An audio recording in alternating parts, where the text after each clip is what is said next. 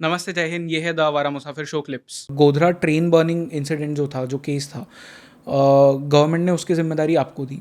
Now firstly, why do you think कि government ने आपको इस केस के लिए पिक किया था?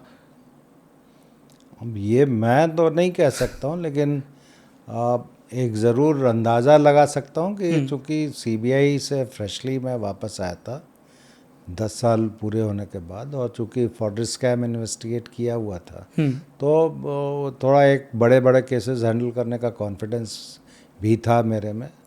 दूसरा सबसे बड़ा कारण ये हो सकता है कि उस समय गुजरात में जो राइट्स हुए थे, उस वजह से सुप्रीम कोर्ट में और मीडिया में गवर्नमेंट ऑफ गुजरात के प्रति, खास करके उस समय जो चीफ मिनिस्टर थे, अभी प्रधानमंत्री हैं, उनके विरुद्ध में काफ़ी ज़्यादा वो था कि राइट्स कंट्रोल नहीं कर पाई है पुलिस।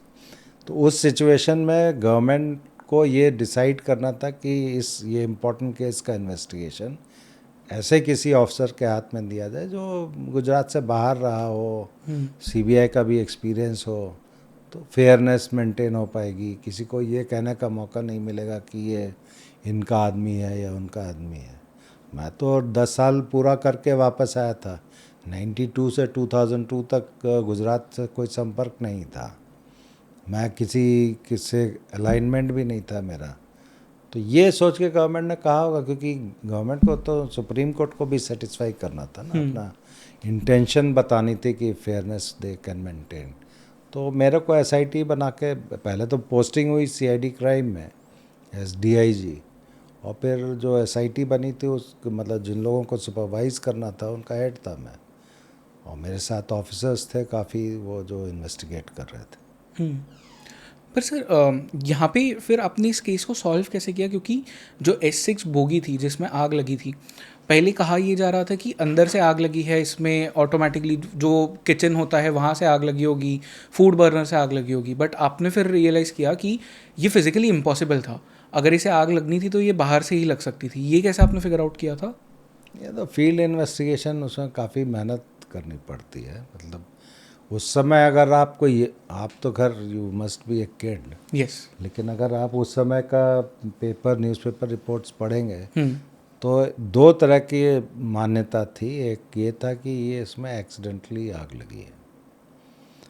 ट्रेन आई, प्लेटफॉर्म पे झगड़ा हुआ, कार सेवक चल रहे थे, और जब ट्रेन चली तो उस पर स्टोन पेल्टिंग करके उसमें आग लगा दी बाहर से। ये एक थ्योरी थी।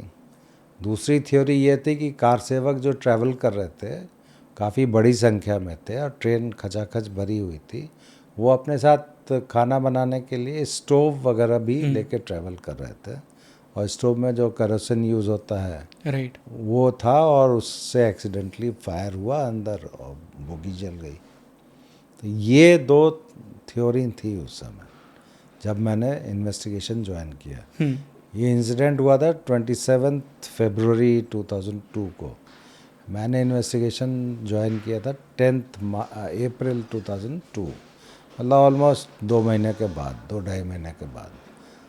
तो तब तक ये ज़रूर था, कुछ लोगों को पकड़ा गया था ऑन द स्पॉट, लेकिन कैसे आग लगी है, क्यों लगी है, किसने प्लानिंग की थी या नहीं की थी, या क्या इंसिडेंट था, वो क्लियर नहीं हो पा रहा था। ऐसे सिचुएशन में मैंने इन्वेस्टिगेशन ज्वाइन किया था। राइट। और पहले तो जो स्पॉट विज़िट होती है, क्राइम सीन इन्वेस्टिगेशन सबसे इम्पोर्टेंट होता है। वो वहाँ जाके जब मैंने देखा रेलवे स्टेशन पे, और जो रेलवे स्टेशन से थोड़ी दूर आगे जाके ट्रेन रोकी गई थी, और फिर वहाँ स्टोन पेल्टिंग करके आग किया था, वहाँ पे जाके देखा, तो मुझे एज ए पुलिस ऑफिसर ये लगा कि ये केवल बाहर से असॉल्ट करके, तेल फेंक के या पेट्रोल फेंक के आग लगा देना संभव ही नहीं है। इट्स नॉट पॉसिबल, बिकॉज जो बोगी है उसको अगर हम वहाँ पे खड़ा करें जहाँ पे ये इंसिडेंट हुआ था, तो उसकी खिड़कियों तक हाथ भी नहीं पहुँचता अगर आप नीचे खड़े रहें। तो स्टोन पेल्टिंग तो ठीक है, आप दूर से स्टोन फेंक रहे हैं, लेकिन उसके अंदर अगर तेल फेंकना है या पेट्रोल फेंकना है तो उसका अंदर जाएगा ही नहीं unless you are at that level. खिड़कियां टूट ज़रूर गई थी, तो जो नीचे से खिड़की तक की हाइट करीब 6.5 साढ़े 7 फीट तक आप समझ लीजिए थी, तो वो संभव नहीं लगा मुझे। दूसरा, डिब्बे का जो बर्निंग पैटर्न था, जैसे अंदर से जिस तरह से जला हुआ था और बाहर से भी अगर फ़ोटो देखेंगे, खिड़की के नीचे से थोड़ा नीचे से फ्लेम्स उठ के ऊपर गई, बल्कि नीचे वाला पेंट जो है वो इंटैक्ट है।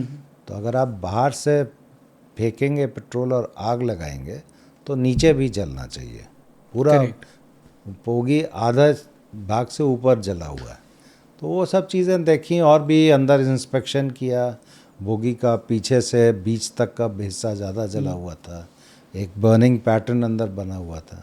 तो वो as a professional we examined it. मुझे ये लगा कि ये ट्रेन में बाहर से संभव ही नहीं है जलाना, अंदर से आग लगी है। अब अंदर कैसे आग लगी है, किसने लगाई है, उसका फिर इन्वेस्टिगेशन शुरू किया, कुछ लोगों को पिकअप किया और कुछ जो सस्पेक्ट्स थे और जो लगता था कि हार्डन क्रिमिनल्स हैं, उनको उस समय हम लोगों ने इस पर ट्रुथ सीरम बोलते हैं, बट ये narco psycho analysis scientific test होता है, वो कराया उनका। जो सोडियम पेंटोथेल होता है, सोडियम पेंटाथॉल, उसका इंजेक्शन दिया जाता है। और जो आदमी होता है वो सबकॉन्शियस स्टेज में है, उससे जब आप पिन पॉइंटेड क्वेरीज करते हैं तो वो जो आंसर देता है उसमें पता चल जाता है कि उस क्या उसका बैकग्राउंड रहा होगा। वो it's a very scientific test.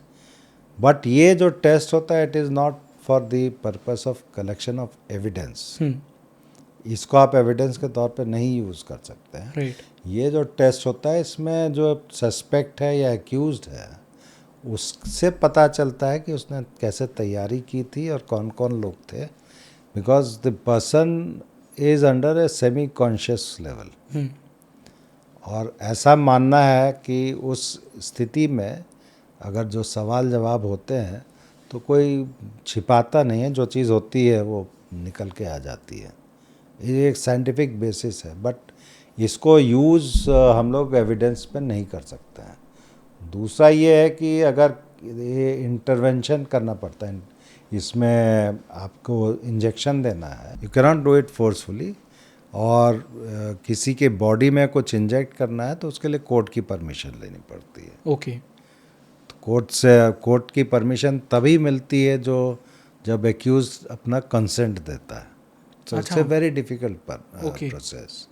तो इसमें ये सारा प्रोसीजर हम लोग ने फॉलो करके we had subjected these accused some 6 or 7 to this test. उसमें it was done conducted by the experts, doctors रहते हैं, फोरेंसिक एक्सपर्ट्स रहते हैं, और police is not present in that. Okay. We just prepare the questioner and give it to the person concerned. और पूरी proceedings को record किया जाता है, वीडियो रिकॉर्डिंग होती है, ऑडियो वीडियो दोनों रिकॉर्ड होते हैं। तो उसमें जब ये इन लोगों को रखा गया उसके बाद उनका जो रिजल्ट आया, then we could realise that Godhra was a planned conspiracy. और उसमें फिर उसका फील्ड इन्वेस्टिगेशन हुआ। उन लोगों ने जो चीज़ बताई उसको फील्ड इन्वेस्टिगेशन में हम लोग ने कोराबोरेट किया, विटनेसेस के थ्रू या फोरेंसिक एग्जामिनेशन के थ्रू, और अप्रूवर 1-2 बने उनके थ्रू। तो उसमें ये निकल के आया कि 27 तारीख को जब ये ट्रेन को आग लगाई गई थी S6 बोगी में, उससे एक दिन पहले शाम को पेट्रोल पंप से पेट्रोल कलेक्ट हुआ था जेरी कैंस में, करीब 160 लीटर्स था। और वो 6-7 लड़के थे जो उसको कलेक्ट करके ले गए थे। और स्टेशन के पास और जहाँ ये इंसिडेंट हुआ था उसके बीच में एक अमन गेस्ट हाउस है, वहाँ पे मीटिंग हुई थी, वहाँ पे स्टोर करके रखा गया था।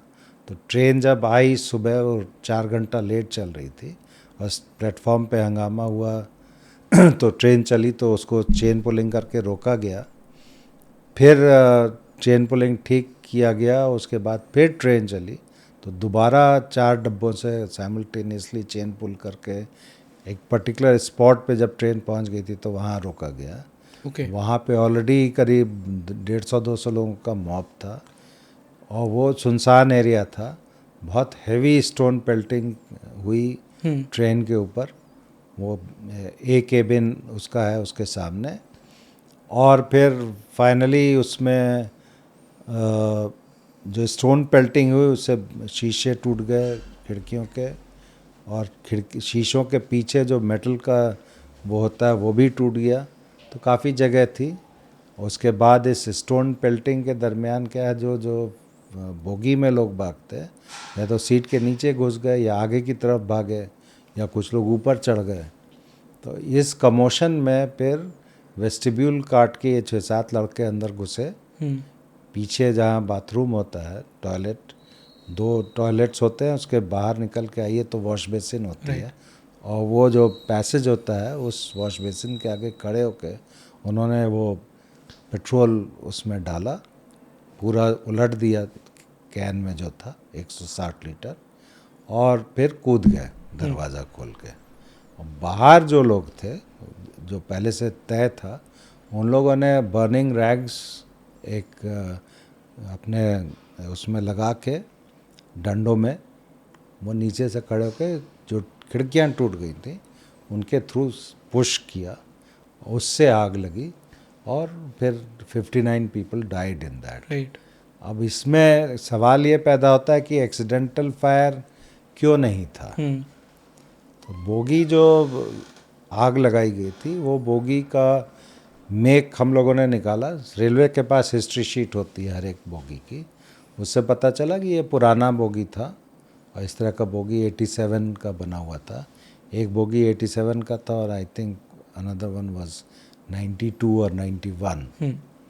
तो फिर आरडीएसओ लखनऊ से हम लोग ने पूछा कि उनका जो रिसर्च एंड डेवलपमेंट विंग है रेलवेज का, कि ये बोगी में जो मटेरियल यूज़ हुआ है, अगर आप रेलवे का बोगी देखेंगे जिसमें ट्रैवल करते हैं 3 टियर में, तो जो सीट्स होती हैं उस पर रबड़ कुशन लगा रहता है ब्लू कलर का, और जो पैसेज होता है नीचे उसको भी रबराइज्ड होता है या सिंथेटिक वो कवरिंग रहती है, और छत के ऊपर भी उसको कवर किया रहता है because it is a metal bogie, लेकिन इंटीरियर्स को वो डेवलप करते हैं ताकि कंफर्ट रहे लोगों का। और इसमें जो भी मटेरियल यूज़ होता है उसका सेफ्टी तय करके स्टैंडर्ड्स के हिसाब से वो मटेरियल यूज़ होता है। तो हम लोगों ने पूछा था आरडीएसओ से लखनऊ से कि ये जो भी मटेरियल इसमें यूज़ हुआ है उसका बर्निंग क्वालिटीज़ क्या है, कि अगर एक्सीडेंटल फायर हो तो कितनी देर में बोगी में आग लग सकती है। तो वहाँ से ये जवाब आया कि छत पे, सीट पे और जो फर्श पे जो भी मटेरियल यूज़ हुआ है उसका बर्निंग क्वालिटी है कि ये जो भी मटेरियल है उसमें दिस इज़ सेल्फ एक्सटिंग्विशेबल मटेरियल। मान लीजिए कोई गलती से जलती हुई सिगरेट छोड़ दे या बीड़ी छोड़ दे तो वो थोड़ी देर जल के 6 सेकंड के अंदर या 10 सेकंड के अंदर अपने आप बुझ जाएगा। ठीक है, और अगर नहीं बुझता, ज़्यादा मटेरियल बर्निंग डाला हुआ है, एक्सीडेंटली हो रहा है, तो पूरी बोगी को आग लगने में कम से कम घंटा भर या 2 घंटा 3 घंटा लगेगा। ठीक है, अब बोगी में तो लोग बाग थे, नेचुरली अगर एक्सीडेंटली आग लग रही है तो उसको तो बुझाने की कोशिश करेंगे। लेकिन यहाँ तो सीन उल्टा था, बाहर से पत्थरबाजी हो रही है। ऐसी जगह जहाँ पे ट्रेन रुकी है वहाँ पे सुबह 8 साढ़े 8 बजे 150-200 लोगों का मॉब पहले से मौजूद है, तो बगैर प्लानिंग के तो होगा नहीं। करेक्ट। क्योंकि वहाँ से रेजिडेंशियल एरिया तो दूर है। एक तो वो था, दूसरा बोगी में जो आग लगी वो जैसे टाइमिंग के हिसाब से हम लोगों ने इन्वेस्टिगेट किया था तो 8:05 में पहली बार उसको धुआं दिखता हुआ दिखाई दिया स्टेशन मास्टर को और गार्ड को। ठीक है, और बाई 1825 और 1822 पूरा बोगी फ्लेम में था। हम्म। मतलब 15 मिनट के अंदर या 12-13 मिनट के अंदर पूरी बोगी जल रही। एक्सीडेंटल फायर में ट्रेन अगर चल भी रही है और धीरे धीरे उसमें आग लग रही है तो 2-3 घंटे लग जाते हैं आग पकड़ने में। राइट। और इसमें 15-20 मिनट में ही वो आग लग गई थी। पूरा बोगी में आग थी। राइट। तो व्हाट डज इट इंडिकेट? आप कोई ऐसा मटेरियल है उसके अंदर जिसमें बड़ी जल्दी आग पकड़ी है। स्टोन पेल्टिंग हो रही है, ठीक है। उसके बाद बोगी का जब जल गई तो उसका जब फोरेंसिक एग्जामिनेशन हुआ तो उसमें आया कि traces of petrol and traces of kerosene. तो इसका मतलब है कि अंदर या तो केरोसिन है या पेट्रोल है। करेक्ट। पेट्रोल की संभावना ही नहीं थी बिकॉज कार सेवक उसमें ट्रैवल कर रहे थे और ट्रेन आ रही थी मुजफ्फरपुर से काफ़ी लंबा सफ़र तय करके और इतनी बड़ी क्वांटिटी में। और फिर फॉरेंसिक एग्जामिनेशन में ये भी आया कि जो भी ट्रेन ये जली है मिनिमम 60 लीटर्स पेट्रोल लगा होगा मिनिमम, ओके। तभी इस तरह का बर्निंग होता है। तो ये सारी चीज़ें देख के हम लोग इस निष्कर्ष पे पहुँचे कि ये जो है ये एक षड्यंत्र था। प्लानिंग करके बोगी पे अटैक किया गया और आग लगाई गई। प्री प्लान कॉन्स्पिरेसी थी। प्री प्लान कॉन्स्पिरेसी थी। वो सब हम लोग ने वी फाउंड इट आउट और बाहर आया भी और लोग बाग पकड़े गए, चार्जशीट हुए। 2008 में सुप्रीम कोर्ट ने ये केस, क्योंकि बहुत कंट्रोवर्सी जनरेट कर दी थी कि अंदर से आग लगी कि बाहर से आग लगी, मुझे ये ब्लेम करने लगे कि मैं मीडिया में या अदरवाइज जो एक्टिविस्ट्स हैं या मैं मोदी जी का ब्लू आइड बॉय हूँ तो उनको हेल्प करने के लिए कॉन्स्पिरेसी थ्योरी लेके आया हूँ। हम लोग ने तो प्रोफेशनल काम किया था। तो उन सब ग्राउंड्स को लेके सुप्रीम कोर्ट ने एक डिसीजन लिया कि इस केस का इन्वेस्टिगेशन भी सुप्रीम कोर्ट मॉनिटर्ड एसआईटी करेगी। और उस एसआईटी के हेड थे retired director CBI doctor R K. Raghavan और doctor C B Satpathy DG UP. उन दो को बनाया, उनको टीम दी गई। तो उन्होंने इसको फिर से पूरा केस को देखा और वेरीफाई किया कि हम लोगों ने सही इन्वेस्टिगेशन किया है कि नहीं। राइट। मैंने करीब 2-2.5-3 महीने तक उनको समझाया, केस प्रेजेंट किया, उनको जगह पे ले गए, जगह दिखाई और काफ़ी हम लोगों की भी क्वेश्चनिंग हुई, क्रॉस क्वेश्चनिंग हुई। बाद में मैंने ये भी कहा कि आप तो हमको ऐसे पूछ रहे हो जैसे कि वी आर द एक्यूज्ड, हमने तो इन्वेस्टिगेट किया है।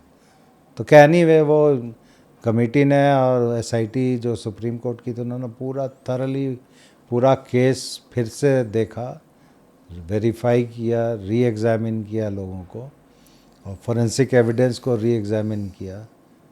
अल्टीमेटली वो भी ये इसी निष्कर्ष पे पहुँचे कि ये कॉन्स्पिरेसी के अलावा संभव ही नहीं है।